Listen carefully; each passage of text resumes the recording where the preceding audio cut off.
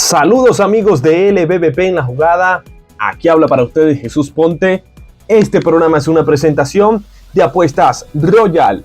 Juega y cobra a millón con Apuestas Royal. Nos reencontramos hoy, miércoles 27 de noviembre, para analizar lo que nos dejó la primera jornada de esta octava semana de acción en el béisbol profesional venezolano. Hasta 6 encuentros teníamos pautados para el día martes 26 de noviembre, 2 doble tandas que iniciaremos analizando de una vez. La primera de ellas entre las Águilas del Zulia y los Tigres de Aragua en el estadio Luis Aparicio el Grande de Maracaibo. Un encuentro pautado a 7 innings y donde las Águilas del Zulia vencieron 3-0 a los Tigres de Aragua, un encuentro que fue realmente rápido, duró 1 hora 54 minutos y es que entre ambos equipos se combinaron para dar 3 hits apenas en todo el encuentro. Sin embargo, la mejor parte de ello la sacaron las Águilas del Zulia, que contaron con otra muy buena presentación del dominicano Jorge Luis Tavares. Lanzó por espacio de 5 innings, donde ponchó a 5 rivales y se le envasaron solo 3 corredores.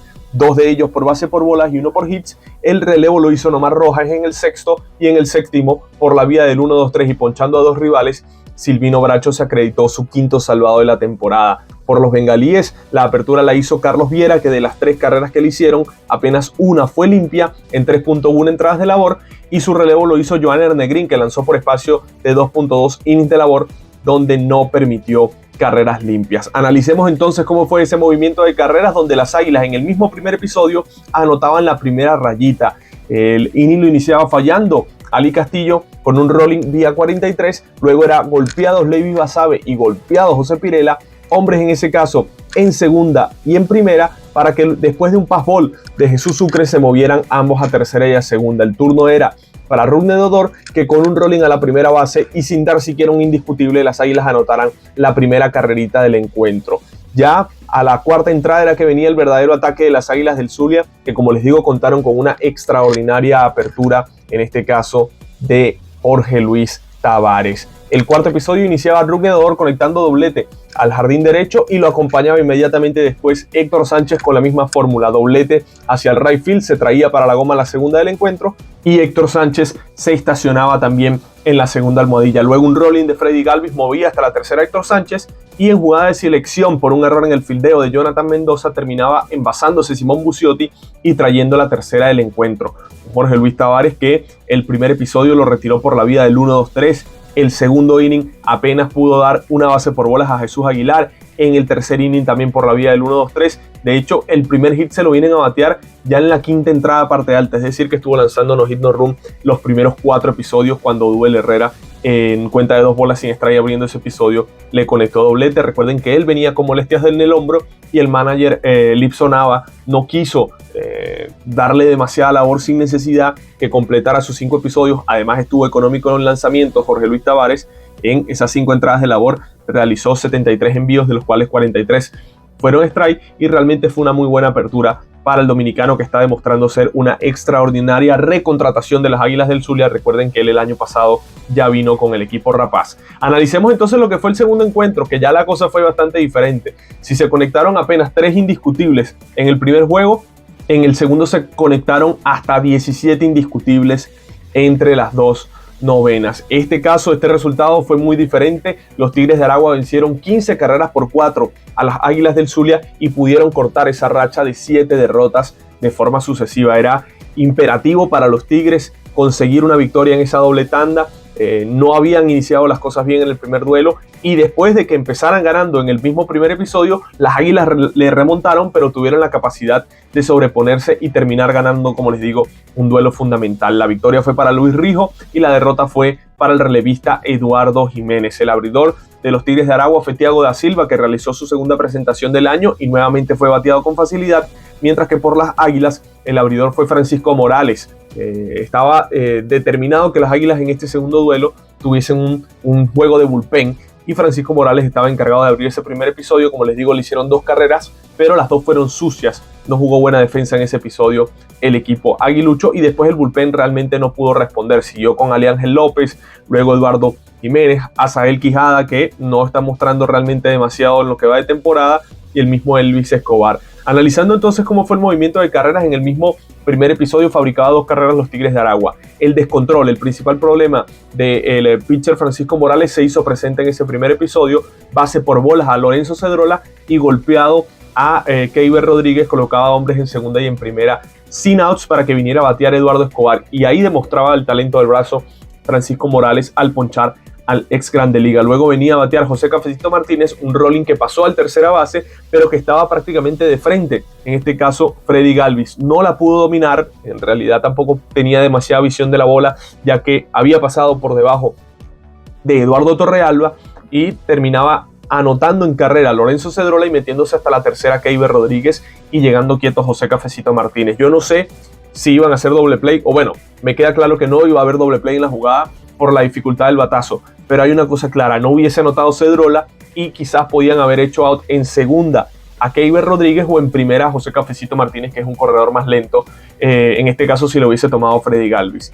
Después venía un sencillo de Odubel Herrera para colocar el juego 2-0. Antes habían atrapado en intento de robo a José Cafecito Martínez. Además, el corrido de bases de los Tigres en este primer episodio fue fatal, porque con hombres en tercera y en primera y con tanto descontrol de Francisco Morales, salió el robo de la segunda Cafecito Martínez. No sé si fue una jugada personal o lo mandó Woody Bailey, pero era sin sentido esta jugada. Estabas corriendo el riesgo de que precisamente le arreglaras el inning a Francisco Morales, que tenía problemas de descontrol. Hicieron out a José Cafecito Martínez. De hecho, el mismo Morales fue quien lanzó hacia el campo corto Freddy Galvis para completar en este caso el segundo out del inning, y después Odubel Herrera, que conectó un sencillo, increíblemente quiso extender el batazo como un doble y lo esperaron, pero con una tranquilidad pasmosa en la segunda almohadilla. Y esto lo castigaron las Águilas del Zulia, que después de 2 outs en ese mismo primer episodio fabricaron 4 carreras. ¿Cómo lo hicieron? José Pirela conectó un sencillo, avanzaba hasta segunda por un error de Lorenzo Cedrola y luego recibía base por bolas Rugg de Dodor, y Luis Castro conectaba un sencillo al jardín derecho para que anotaran 2 en carrera. Luego Alexandre Palma conectaba un doblete, se traía a la goma a Luis Castro, y un sencillo de Freddy Galvis traía a Alexandre Palma. Las cosas se colocaban 4-2, parecía que el equipo de Águilas podía en este caso llevarse los 2 encuentros, pero Aliángel López inmediatamente después tuvo un muy mal episodio donde empataron los Tigres. Empezó el episodio fallando Jorman Rodríguez, luego pase por bolas a Leobaldo Cabrera, y este muchacho de Horacio, de receptor, está haciendo muy buen trabajo con los Tigres de Aragua. Conectó un sencillo, hombres en segunda y en primera, base por bolas para Sardiñas, y con bases llenas y un out en la pizarra, un sencillo de Lorenzo Cedrola colocaba las cosas 4-3. Luego Keiber Rodríguez hacía un elevado de sacrificio para empatar el duelo y poner las acciones 4-4.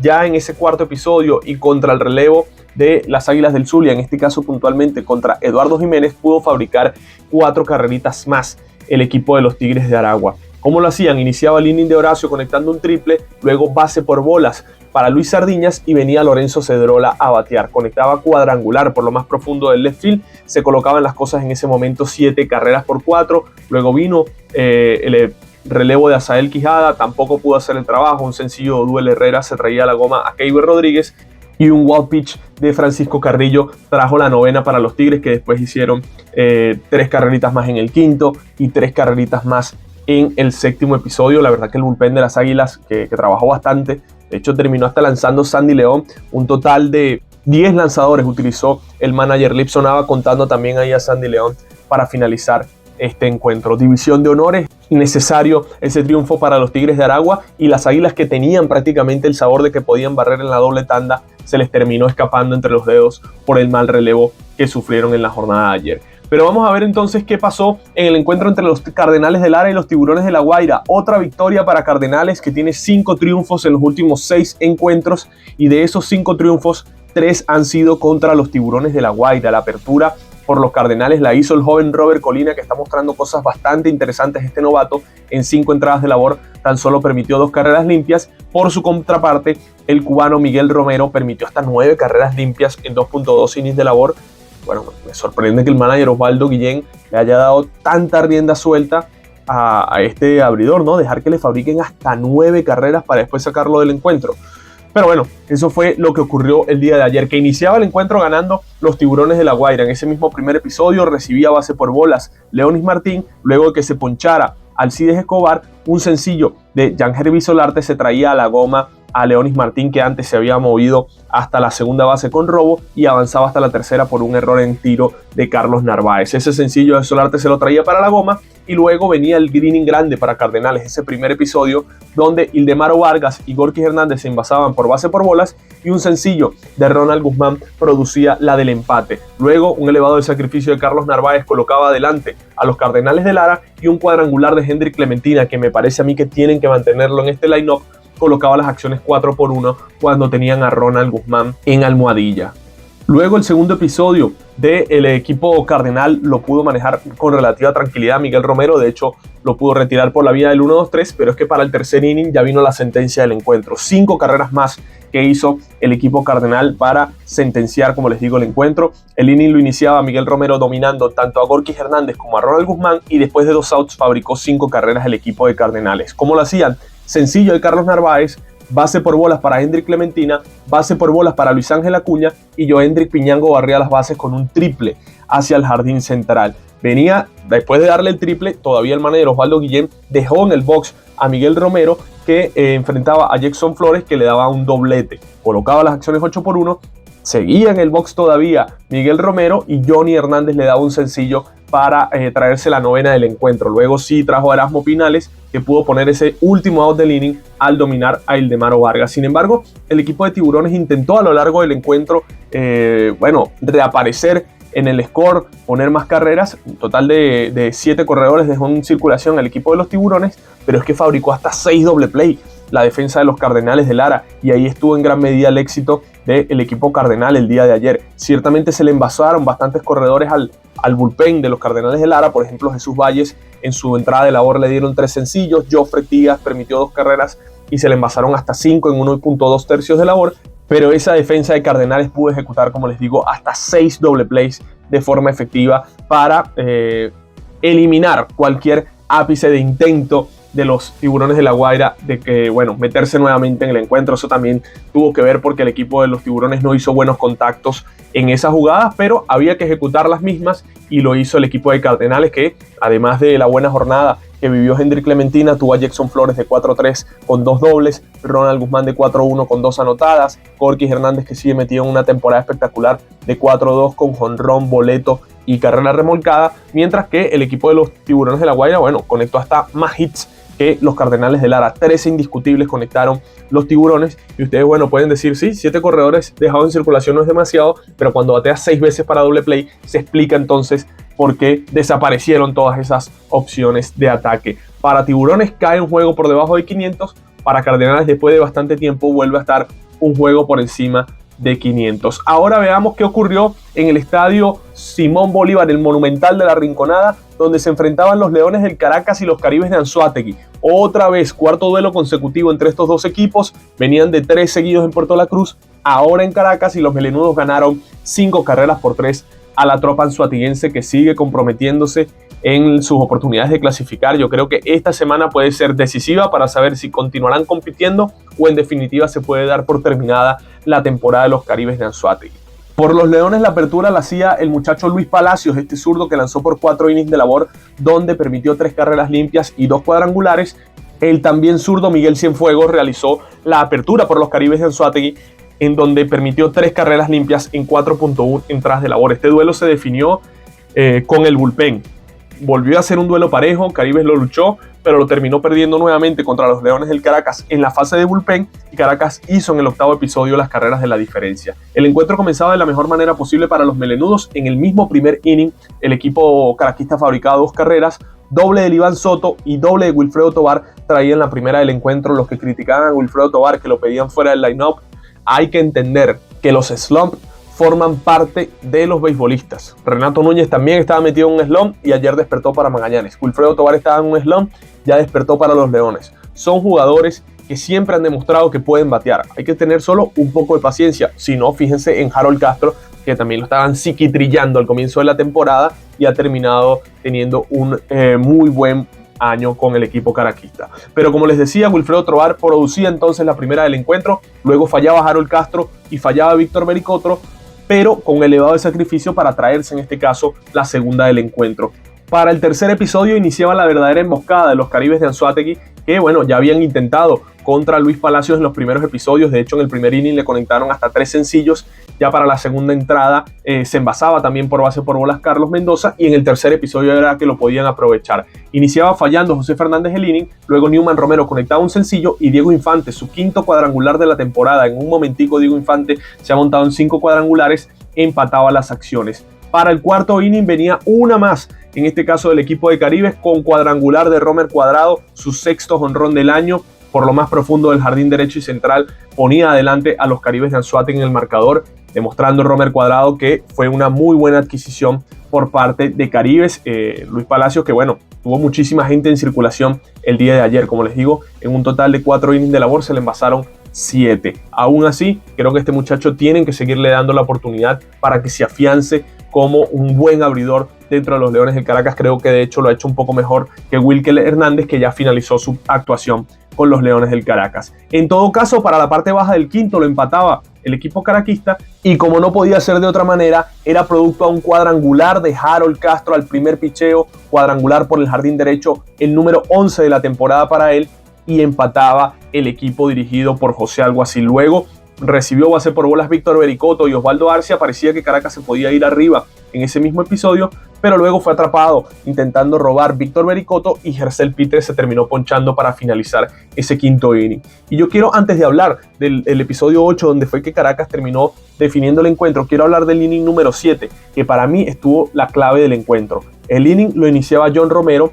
y José Fernández iniciaba conectando un sencillo, y Newman Romero recibía base por bolas. Hombre en segunda y en primera sin out para que viniera a batear Diego Infante. Aún así pudo apretar el brazo John Romero y ponchar a Diego Infante. Venía Balbino Fuenmayor, era una parte fuerte del line-up de los Caribes de Anzoátegui, pero fallaba con una línea violenta contra Wilfredo Tovar. Era el segundo out del inning y terminaba dominando John Romero también a William Astudillo con un elevado a Aldrin Corredor, y ponerle fin a ese episodio. En este caso, como les digo, Astudillo se fue al primer envío. Me parece increíble un jugador de la categoría como él, que ya había visto que había recibido, por ejemplo, base por bolas Newman Romero, que Diego Infante había llegado a un conteo alto. Se fue al primer picheo, le pareció que era lo correcto, y bueno, no pudo producir el equipo de Caribes, que lo terminó pagando caro, porque pasaron de tener hombre en segunda y en primera sin out en el séptimo a ver cómo perdían el encuentro en el octavo inning. En ese episodio el Caracas, después de 2 outs, fue que pudo producir. Liván Soto recibía pelotazo, lo mandaba al robo José Alguacil, y este se estafaba su tercera base de la temporada, y un sencillo otra vez de Wilfredo Tovar colocaba las acciones 4-3. Luego mandaban al robo a Wilfredo Tovar, el cuarto de la temporada, y otro sencillo de Harold Castro ponía las acciones 5-3. Así que las decisiones del manager José Alguacil fueron fundamentales en el triunfo del día de ayer para los Leones del Caracas, que además Sam Burnett concluyó su actuación con el equipo caraquista al salvar su cuarto encuentro de la temporada. Ya no continuará con el equipo melenudo este año. Y bueno, tenemos que terminar analizando lo que fue la doble tanda en el estadio José Bernardo Pérez de Valencia entre los Navegantes del Magallanes y los Bravos de Margarita. El primer duelo se lo llevaron los Bravos, 2-0, y estuvieron a punto de conseguir su segundo no hit no run de la temporada. En el séptimo inning fue que Magallanes se quitó el no hit no run con un sencillo de Jacob Rhinesmith. Para Magallanes la apertura la hizo Jesús Paricaguán. Fue una verdadera sorpresa, ya que Paricaguán tenía bastante tiempo sin actuar como abridor, y de hecho como relevista también. Si uno analiza, la última salida que él había tenido había sido precisamente como relevo contra Bravos el 24 de octubre. Imagínense ustedes, un mes después apareció nuevamente Paricaguán en el box y realmente tuvo una buena salida. Si tomamos en cuenta que el encuentro se jugaba a 7 innings, lanzó 3.1 entradas de labor, donde permitió una carrera limpia, que fue un cuadrangular que le conectó a Moisés Gómez, que le puede conectar cuadrangular a cualquier lanzador de la liga. Bueno, fue tanto así que le dio jonrón a Jesús Paricaguán en el cuarto episodio, y se lo conectó también en el sexto a Jesús Tinoco. Las 2 carreras que produjo el equipo de Bravos el día de ayer en el primero de la doble tanda fueron 2 cuadrangulares de Moisés Gómez, que en un momentico ya se montó en 12 vuelacercas en esta campaña. Es el segundo en este puesto, en este liderato de cuadrangulares de la LBBP.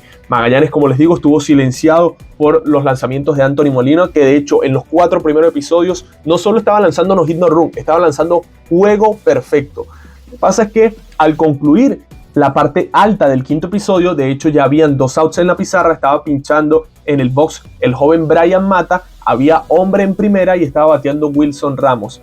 Ya estaba en cuenta de 2 bolas, 2 strikes, parecía que iba a finalizar ese episodio y se fue la luz en el estadio José Bernardo Pérez de Valencia, no al completo, una parte nada más de las torres, pero eran más o menos la mitad de las mismas, y se demoró más de 1 hora en volver el fluido eléctrico con normalidad a el estadio José Bernardo Pérez de Valencia. Esto hizo que de hecho, Magallanes tuviese que retirar del box a Brian Mata, que no pudo concluir ese episodio, y llamar a Jesús Tinoco, que terminó ponchando a Wilson Ramos, pero Anthony Molina, por obvias razones, no continuó con la extraordinaria apertura que estaba haciendo y que aparentaba por 2-4 costados que iba a hacer una apertura histórica dentro de la LVP. Llamaron a Moisés Gómez, el relevista, no el outfielder, no se vayan a confundir, ya que hay 2 Moisés Gómez en Bravo. Estoy hablando del relevista. Lo llamaron para entrar en ese 5º episodio y ante su primer bateador, que fue Renato Núñez, le dio base por bolas. Luego Albert Martínez bateaba para doble play, disipaba cualquier posibilidad de anotar para los Navegantes del Magallanes. En el 6º daba el jonrón Moisés Gómez, que parecía finiquitar las acciones porque realmente Bravos tenía un picheo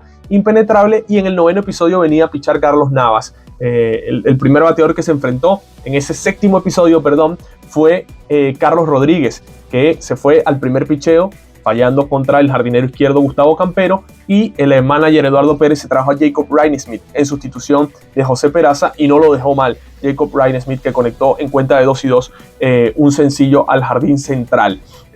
Yo quiero hacer un comentario rápidamente. A mí me parece que este pelotero debería jugar más tiempo en Magallanes. Creo que a pesar de que Tito Polo ha conectado grandes cuadrangulares, Jacob Ryan-Smith le aporta otras cosas a este line-up de Magallanes.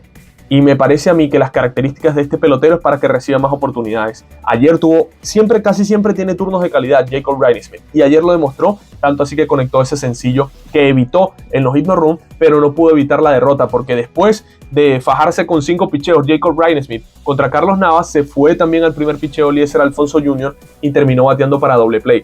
De hecho, Magallanes en ese primer duelo tuvo muy pocos turnos de calidad. En definitiva, el picheo de los Bravos de Margarita hizo el día de ayer un total de 65 envíos. 65 en 7 entradas de labor contra 23 bateadores. Eso da un promedio que los 23 bateadores de Magallanes en el primer juego del día de ayer vieron 2.8 envíos en cada turno al bate. Es decir, ni siquiera veían 3 envíos en promedio y ya estaban haciendo swing y de hecho fallando. Yo no soy quien para criticarlos, porque me puedo parar ahí en el home y capaz no le voy a dar a ninguna que me piche, pero es una realidad que esa estrategia que estaban implementando contra los pitchers de Bravos de atacarlos temprano no le estaba surtiendo efecto, y no cambió de estrategia el line-up de Magallanes. Siguió haciendo swing a los primeros envíos y no le resultó. Yo creo que eso es algo que ellos tienen que tomar en consideración, porque son bateadores que en conteos grandes, que además pueden poner incómodo y nervioso al abridor rival, pueden ser mucho más productivos. En este caso no lo fue Magallanes, que como les digo, en ese primer encuentro de la doble tanda apenas hizo que los pitchers de los Bravos de Margarita realizaran 65 envíos en esa apertura. De hecho, Paricaguán hizo 53. Solo Paricaguán, que no completó 4 entradas, hizo 53 envíos. Y los 4 pitchers de Bravos hicieron 65, solo 12 envíos más. Eso era algo que tenía que analizar el equipo de Magallanes, que lo tomó en cuenta, y para el segundo de la doble tanda fue otra tónica. De hecho, Magallanes fabricó 12 carreras y terminó ganando con un amplio score, 12 carreras por 3 sobre los Bravos de Margarita. La victoria fue para Deolis Guerra, la derrota fue para Alfonso Hernández. La apertura de Magallanes la hizo Luis Martínez, que se presentaba por primera vez como abridor en esta contienda, mientras que Freiger Aranguren era el abridor de los Bravos de Margarita. El encuentro no empezaba bien para Magallanes. En el mismo primer episodio le fabricaban 2 carreritas a Luis Martínez. El inning lo iniciaba con base por bolas Breivik Valera.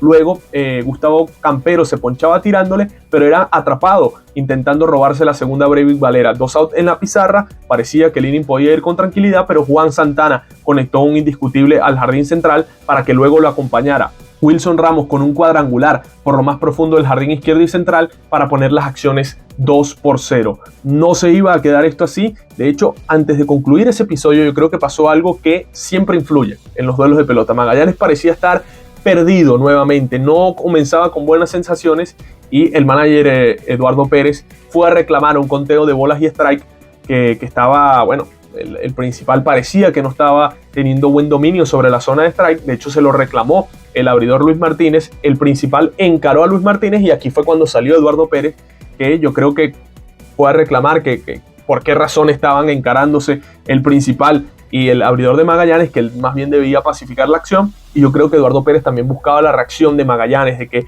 sintieran que se podía escapar el encuentro, que había que tener energía, sangre en las venas para no perder 2 duelos consecutivos contra los Bravos de Margarita, y lo consiguió. En ese primer episodio de los Turcos iniciaba fallando el inning Carlos Rodríguez, luego recibía base por bolas Diego Rincones y fallaba Jacob Ryan-Smith con un elevado. Pero luego vino un batazo descomunal de Renato Núñez, que conectó un cuadrangular por lo más profundo del jardín izquierdo, pero pasó la valla que está por encima del bullpen de Magallanes. Esto cayó segurísimo en el estacionamiento de los Turcos. Yo creo que ha sido uno de los cuadrangulares más grandes que he visto por el left field del estadio José Bernardo Pérez de Valencia. En ese momento se colocaban las acciones 2-2, pero luego nuevamente iba a tomar la ventaja el equipo de los Bravos de Margarita. Iniciaba ese mismo segundo episodio Luis Martínez y dominaba a José Alexander Martínez. Sin embargo, recibía un doblete de Jordanis Linares, podía dominar a Jeremy Rivas, pero se terminaba envasando por un error en tiro del propio lanzador Luis Martínez, Breivik Valera, que terminaba derivando en la anotación de los Bravos, que colocaban las acciones 3-2.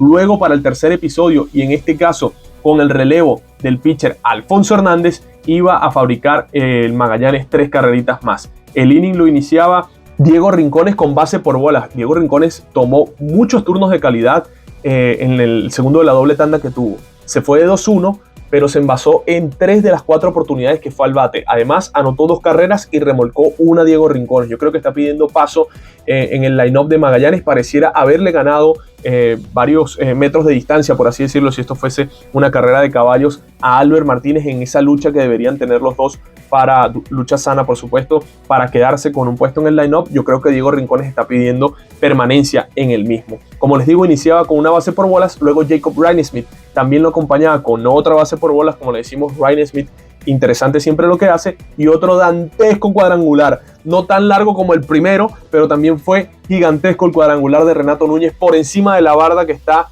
donde dice Puerto Cabello, por encima de esa barda que está encima del bullpen de los Navegantes del Magallanes. La mandó el número 16 de la temporada y además igualó a Mario Lizón y Eliezer Alfonso como los jugadores de Magallanes con más cuadrangulares en una temporada, refiriéndome únicamente a los criollos. Es ya Renato Núñez junto a Mario Lizón y Eliezer Alfonso los 3 jugadores con más cuadrangulares criollos que han conectado más cuadrangulares con los Navegantes del Magallanes, con 16. Muy probablemente Renato Núñez se vaya a convertir en el pelotero criollo con más cuadrangulares en los Navegantes, y si sigue con estas proyecciones va a bater el récord también de Alex Cabrera. Se colocaban las acciones 5-3, ya Magallanes hacía una en el quinto y luego en el sexto, producto entre otras cosas de un gran slam de Eliezer Alfonso Jr., colocaban las acciones 12-3. Magallanes anotó 12 carreras en el segundo encuentro y tan solo con 8 hits, pero es que también recibieron un total de 6 boletos y aprovecharon al equipo de los Bravos de Margarita. Cuando tenían hombres en posición a anotar, se fueron de 8-4 y apenas dejaron 4 hombres en circulación. Magallanes, que mostró un line-up mucho más, a mi forma de ver las cosas, comprensible en el segundo duelo, con Carlos Rodríguez, que está metido en un pequeño slump, Diego Rincones, Jacob Ryan-Smith, Renato Núñez, Eliezer Alfonso Jr., a pesar de que no estaba Luis Torrens, que debería estar en este line-up. Me parece que este line-up que mostró el manager Eduardo Pérez, con Tucupita, con Suizbel, se ha visto mucho mejor. Veremos qué deparará para el encuentro del día de hoy. Por los Bravos, bueno, simplemente no se dieron las cosas en este segundo encuentro, pero noticias positivas como la de Juan Santana, que sigue bateando, Wilson Ramos de 3-2 sigue siendo productivo, Jordanis Linares también, cuando lo trajeron, pudo hacer su trabajo. Para los Bravos no funcionó en este caso, fue el relevo. De los 6 relevistas que utilizó el manager José Moreno, le hicieron un total de 10 carreras y a todos le fabricaron. Bueno, al abridor también, Fraiken Aranguren. Fue en definitiva una mala jornada para el picheo de los Bravos de Margarita, que el día de ayer llamó la atención de que, a pesar de que ganaron 1 y perdieron 1, no se mostraron tan productivos en las bases. Hicieron 5 carreras nada más, dejaron mucha gente en circulación en el primer encuentro y en el segundo se fueron de 8 nada con hombres en posición de anotar. Aún así, este equipo tiene un margen muy amplio dentro de la tabla de posiciones que se puede permitir al menos tener alguna mala jornada. ¿Qué nos espera este miércoles 27 de noviembre en la LBBP? Después del extenso análisis que tuvimos de la jornada del día de ayer con hasta 6 encuentros, vamos a tener hoy 4 duelos. Hoy miércoles 27 de noviembre en la LBBP. Los Bravos de Margarita estarán visitando a los Cardenales de Lara con transmisión de One Baseball Network. El abridor de Bravos será Melvin Acosta, mientras que por los Cardenales estará Jimmy Endersby. Un encuentro que promete porque Cardenales tiene un muy buen ritmo y los Bravos son el equipo líder absoluto del torneo. A las 7 de la noche, Caribes de Anzoátegui contra Tiburones de La Guaira. En este caso será en Macuto el encuentro con transmisión de IBC y de Meridiano Televisión. José Ramón Rodríguez será el abridor de los Orientales, mientras que Víctor Díaz será el abridor de los guairistas. Veremos si puede darle continuidad a Víctor Díaz a la gran apertura que tuvo contra los Navegantes del Magallanes. Creo que sería una muy buena noticia y ojalá para el bienestar de Víctor, que está un poco quejado de las lesiones en las últimas campañas, pueda tener una buena salida. A las 7 de la noche también, pero en el estadio Luis Aparicio el Grande, Tigres de Aragua visitarán a las Águilas del Zulia en el tercero de la serie con transmisión de Canal I. Por los Tigres de Aragua está anunciado Guillermo Moscoso. Las Águilas del Zulia no han hecho oficial quién será su abridor. Y a las 7 de la noche, para finalizar la jornada, tenemos un encuentro entre los eternos rivales. Transmisión de Venevisión y de BM Sports, Navegantes del Magallanes contra Leones del Caracas.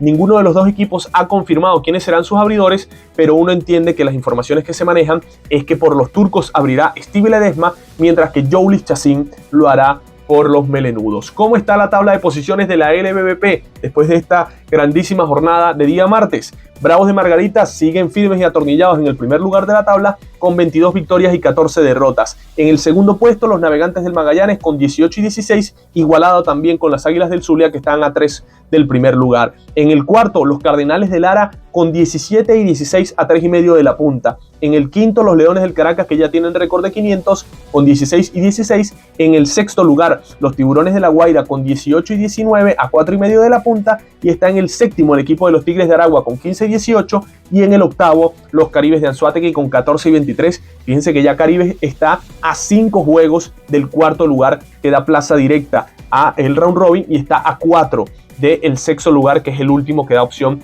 a la serie de comodines. También, dato destacable, entre Magallanes, que es segundo, y Leones del Caracas, que es quinto, tienen todos la misma cantidad de derrotas. Magallanes, Águilas, Cardenales y Leones, todos tienen 16 derrotas, y esta siempre es la columna que uno tiene que estar, como quien dice, monitoreando para saber qué tan lejos está o no está un equipo del otro en la tabla de posiciones.